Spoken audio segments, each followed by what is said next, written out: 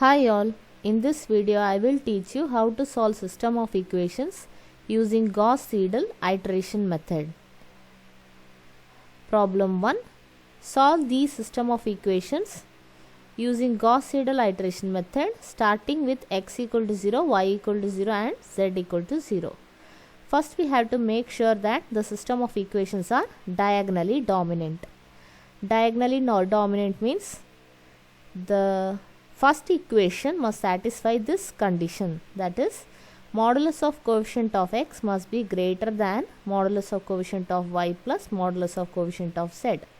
The second equation must satisfy the condition that modulus of coefficient of y must be greater than modulus of coefficient of x plus modulus of coefficient of z. And the third equation must satisfy the condition that modulus of coefficient of z must be greater than modulus of coefficient of x plus modulus of coefficient of y. Now after checking these conditions we can conclude that they are diagonally dominant. Now from the first equation obtain x, from the second equation obtain y, and from the third equation obtain z.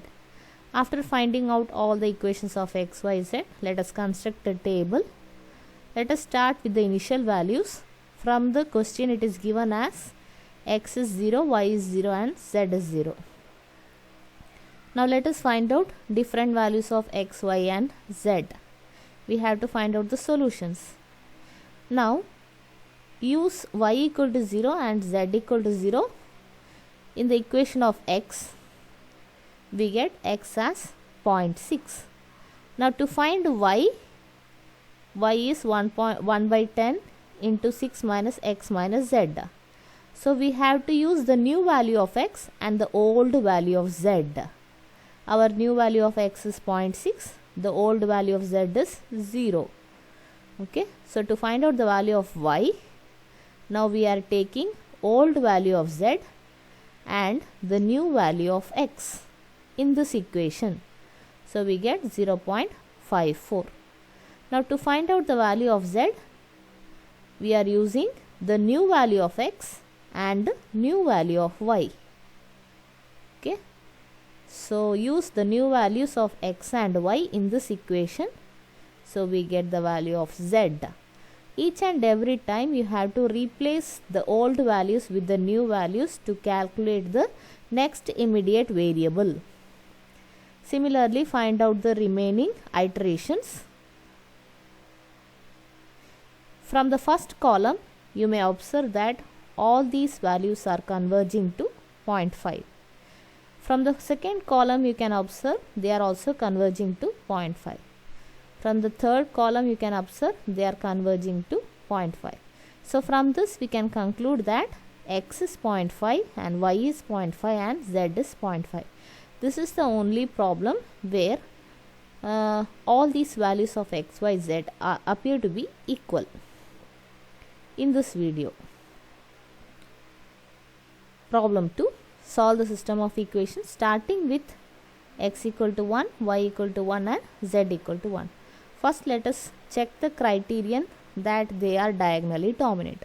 That is, the first equation must satisfy this condition, the second equation must satisfy the second condition, and the third one must satisfy the third condition.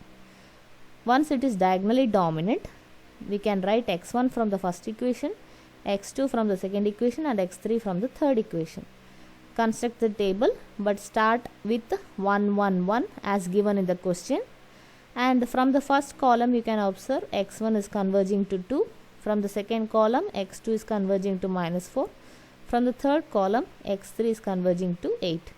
So 2, minus 4 and 8 are the values of x1 and x2 and x3 of this problem. Problem 3. Solve the system of equation by using Gauss-Seidel iteration starting with 1, 1, 1.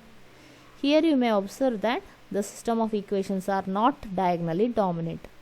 So what we can do is we can rearrange the system of equations in such a way that they are diagonally dominant. And it can be done by interchanging the first equation with the third equation. So when we interchange first and third equation, for our first equation the coefficient of x1 is greater than the sum of the coefficients of the other two. For the second equation, the coefficient of x2 is greater than the sum of the coefficients of the other two variables. And for the third equation, the coefficient of x3 must be greater than the coefficients of the sum of the other two variables. Now it appears to be diagonally dominant. Now you can write x1 from the first equation, x2 from the second equation, and x3 from the third equation. Construct the table. You can solve this.